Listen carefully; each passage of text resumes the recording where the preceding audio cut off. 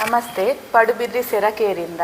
Padubidri ಸೆರಕೇರ್ open ಆಗಿ ಇವತ್ತಿಗೆ 3 ವಾರ ಆಗ್ತಾ ಬಂತು.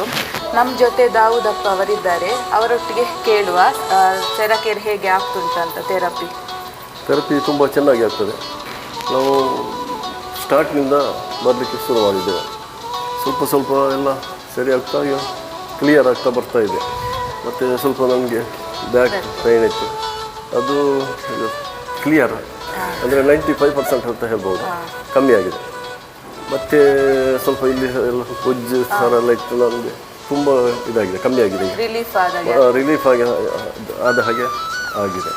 ಮತ್ತು ತುಂಬ ಚೆನ್ನಾಗಿ ಆಗ್ತದೆ ಎಲ್ಲ, ಫಿಟ್ ಆಗಿ.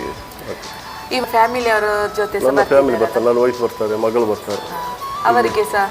ಅವರಿಗೆ ನನ್ನ ವೈಫದ್ದು ತುಂಬ ನೋವಿತ್ತು, ಮತ್ತು ಮೆಟ್ಲು ಹತ್ತಲಿಕ್ಕೆಲ್ಲ ಆಗ್ತಿರ್ಲಿಲ್ಲ. ಈಗ ಅವಳೆಲ್ಲ ಹತ್ತಾ ಇದ್ದಾಳೆ ಎಲ್ಲ.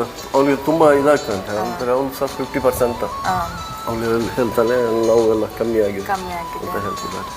ಮಗಳು ಸಹ ಹೇಳ್ತಾಳೆ ಸ್ವಲ್ಪ ಎಲ್ಲ ಆಗಿದೆ, ತುಂಬ ಅಂದರೆ ತುಂಬ ಮೊದಲಿಗಿಂತ ಇದು ಕಾಣ್ತದೆ ಅಂತ.